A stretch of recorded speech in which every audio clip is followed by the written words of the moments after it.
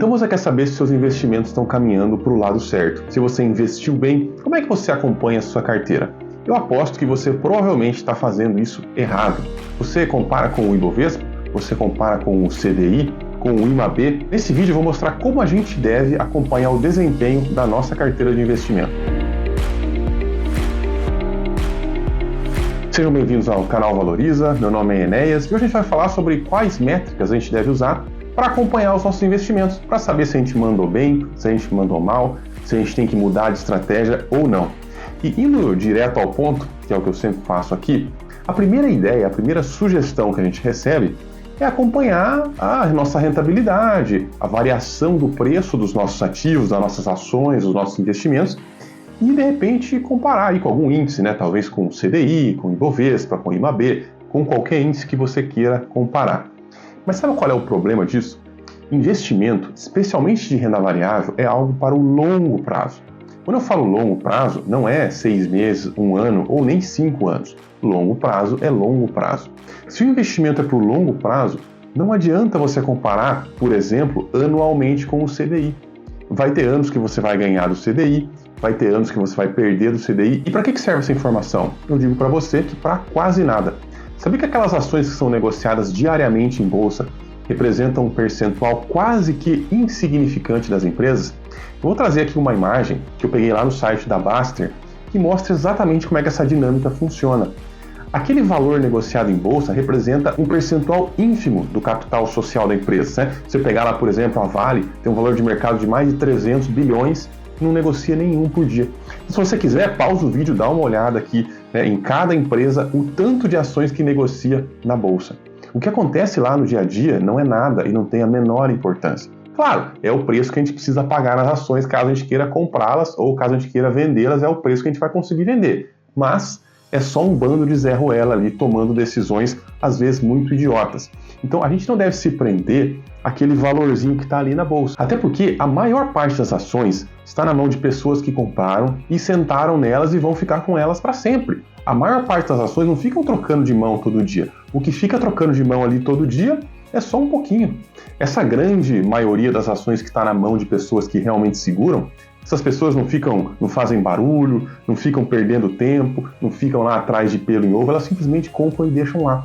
Mas são elas que vão ficar ricas, porque os ricos compram ações, esquecem delas, deixam lá o juro composto trabalhar, olham uma vez por ano, sei lá, e vão focar no trabalho. Porque o que realmente pode te enriquecer é o trabalho. Os ricos enriquecem com o trabalho, não só com os investimentos. É claro, os investimentos ajudam. E se você quer fazer parte desse grupo, aproveite e se inscreve aqui no canal, porque a turma inscrita aqui é todo mundo rico, todo mundo investe bem pra caramba. É brincadeira, mas é impressionante como as pessoas de pensamento parecido acabam se ajuntando. E o pessoal que a gente tem aqui é realmente um pessoal muito legal. Agora, o restante, a manada, aquele pessoal que tem um pensamento mais de pobre, o que faz? Fica desesperado com as variações do mercado, fica preocupado se a carteira está batendo o CDI e aí acaba fazendo coisa errada, fazendo besteira. Porque, veja só, o que acontece? Quando a gente acompanha lá as cotações das nossas ações, o que subiu, o que caiu, inevitavelmente vai acontecer uma coisa com você. Aquele ano que as ações estão indo bem, estão subindo mais, estão melhores, vamos dizer assim, você vai ficar mais animado com as ações, mais corajoso para tomar suas decisões. Isso é normal, acontece com todo mundo, acontece comigo, mas naquele ano em que as ações estão piores, estão caindo, que sempre acontece, né? Sempre tem um ano ou outro que é pior, você vai ficar menos corajoso, então você vai ficar menos à vontade de investir em renda variável. Estou dando exemplo das ações, né? Poderia falar aqui de fundo imobiliário, de investimento no exterior, em dólar e tal, mas estou falando aqui das ações porque a maioria de vocês investem em ações. Agora, o que vai acontecer com essa pessoa que fica corajosa na alta e medrosa na baixa? Acho que vocês já entenderam, né? A gente vai comprar na alta e vender na baixa. Comprar na alta e vender na baixa. Ninguém percebe que tem esse comportamento. A manada não percebe. Se você perguntar para alguém da manada, ele vai falar para você que jamais faria um negócio desse. Mas é exatamente isso que as pessoas fazem. Quando a bolsa está em alta, está todo mundo falando de bolsa e todo mundo comprando bolsa. Quando a bolsa está em queda, ninguém mais fala de bolsa e todo mundo vai vendendo a bolsa. É o que a manada sempre fez. Enquanto nós, investidores sérios, estamos lá sempre comprando, acumulando, a manada faz isso. Compra na alta, vende na baixa. Sorte nossa que tem a manada para nos vender ações baratas, né, em determinadas épocas. E talvez você possa pensar que você é imune a isso aí. Não, e eu estou tranquilo, eu tenho paz total. Mas não é verdade. Imagina que você tem lá, né, 300 mil reais que você juntou, investido em ações, fruto do seu trabalho, do seu esforço, que você ficou anos guardando. E aí, passa alguns meses, esse 300 vira 250, porque a bolsa caiu. E você, firme na estratégia, vai falar, não, eu continuo aqui aportando, continuo investindo, e vai todo mês, coloca mais dinheiro, mais dinheiro, mais dinheiro, e quando você olha de novo, tá 200 mil reais. Então você tinha 300, colocou um dinheirão em cima, e agora tem menos ainda, tem 200. E aí você vai lá, continua, porque você acredita e acha que aquilo ainda vai dar certo, mas começa a ficar meio com medo, né? E tal, continua aportando. Quando você vê lá, você aportou mais um tempão, e a sua carteira foi para, sei lá, 120 mil reais. E aí é a pior crise desde 1929. O sistema financeiro vai quebrar, não vai sobrar nada, vai ser o novo normal e o capitalismo vai acabar, e aquele monte de coisa que sempre acontece nas crises, né? Só se abrir o noticiário. E aí você não aguenta, você sai da bolsa, você vende os seus 120 mil reais, só para depois descobrir que se você tivesse segurado, em alguns anos você teria lá 1 milhão. Então isso acontece, não é fácil resistir quando você fica lá acompanhando as cotações dos seus investimentos. O que eu estou dizendo com isso é que você tem que tomar muito cuidado para não focar na coisa errada. E a cotação é a coisa errada, especialmente no curto e no médio prazo. No longo prazo, as cotações seguem os fundamentos. Então, no longo prazo está tudo bem. Só que você não vive no longo prazo. A gente vive no agora. E agora a gente não vai conseguir enxergar. A gente vai ser influenciado, a gente vai ter esse viés de ficar com medo quando vê as nossas aplicações perdendo para o CDI, por exemplo, perdendo para o Ibovespa. Mas então assim, se não é legal acompanhar as cotações, acompanhar lá o sobe e desce da bolsa, né? Se não é legal ficar falando para o amiguinho assim, esse ano eu ganhei do CDI, esse ano eu perdi do CDI. Se isso aí não é legal, o que é legal? O que a gente deve fazer? Abandonar a carteira, né? O buy and forget. Você compra e nunca mais olha, né? Bom, comprar e nunca mais olhar é melhor do que o que a maioria das pessoas faz, tá? Que é ficar olhando, ficar preocupado e ficar girando. Mas, claro, isso não é o melhor, né, gente? A gente tem que acompanhar os ativos que a gente investe. Não precisa acompanhar demais, mas tem que acompanhar. O que seria esse acompanhar?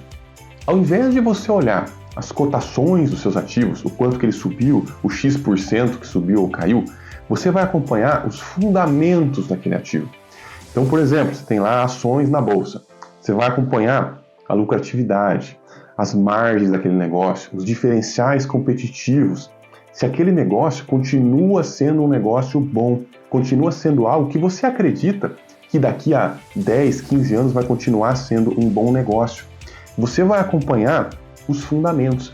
Porque veja, no longo prazo, as cotações vão seguir os fundamentos. Então, se os fundamentos vão melhorando, as cotações vão melhorar também no longo prazo. Mas isso é no longo prazo. No curto prazo, a cotação não segue nada. Então, se você fica olhando para a cotação, você provavelmente vai tomar a decisão errada. E o único objetivo que você tem de ficar acompanhando cotação é fazer besteira. Por quê? Se a sua carteira está perdendo, por exemplo, do CDI, você está indo mal e tal, o que você vai fazer? Mudar de estratégia? Vender o que você está perdendo? Você está fazendo exatamente o que eu falei que não é para fazer. Vendendo na baixa para depois comprar na alta de novo quando a bolsa fica boa. Então a gente, que é investidor de longo prazo, a gente acompanha fundamento. A gente quer que as nossas empresas continuem vendendo, continuem boas, continuem tendo largas margens, né, liderando de preferência ali o segmento, que continuem tendo um endividamento baixo e suas vantagens competitivas continuem reais. A partir do momento que a gente tem esses bons ativos, a gente vai simplesmente continuar comprando, e se despencar, se cair, a gente vai conseguir comprar mais ainda, né? Porque se você consegue comprar algumas ações a R$100, o dia que ela tiver R$50, você vai conseguir comprar mais ainda. Então, isso é algo que nos deveria incentivar e não desincentivar. Mas muito cuidado, porque se você ficar o tempo todo olhando ali a cotação, você não vai ser incentivado não, você vai ficar duvidando da sua estratégia e vai ficar com medo de estar fazendo a coisa errada. E além disso, uma outra coisa que a gente deve fazer é olhar mais a floresta e menos a árvore. Você deve ter uma carteira diversificada. Espero que você que está aqui me assistindo tenha isso, né? Se não, assiste meus outros vídeos aí. Mas o investidor amador só consegue o sucesso se ele diversifica. Se ele tem lá 2 empresas na carteira, meu amigo, sinto muito, pode acompanhar o quanto você quiser, pode ser o maior acompanhador do mundo, não vai adiantar. Você precisa ter diversificação. Porque de vez em quando a gente vai errar, e porque de vez em quando bons ativos vão se tornar maus ativos. Isso acontece, né? Tem empresa que piora, tem fundo imobiliário que piora, tem ação no exterior que de repente piora. Isso acontece. Então a gente deve ter uma carteira diversificada e olhar mais a floresta. O conjunto das suas ações, o seu portfólio pode ser avaliado todo junto. Isso é muito mais legal, muito mais importante do que você avaliar uma a uma. Mesmo que a gente esteja falando de fundamentos, tá? É importante que, no geral, a sua carteira tenha ações lucrativas. No geral, a sua carteira tenha ações com baixo endividamento. No geral, a sua carteira tenha ações que crescem, que lucram cada vez mais. É isso que você precisa ter. Mesmo que, às vezes, uma ou outra vai fugir à regra. Ninguém tem uma carteira perfeita e a gente nem deve tentar perseguir uma carteira perfeita. O que a gente deve tentar fazer é colocar as chances do nosso lado, tendo o maior número de bons negócios que a gente consegue ter. E se você se preocupa em pagar muito caro, será que está num bom momento de comprar agora? Será que é melhor esperar? Eu tenho um vídeo que vai resolver essa sua dúvida de uma vez por todas. O vídeo está aqui, vai lá, assiste ele, porque ele mostra uma excelente estratégia para você comprar ações para o longo prazo. No mais, se você gostou desse conteúdo, se inscreve aqui também no canal. Eu volto semana que vem com outro vídeo. Até lá!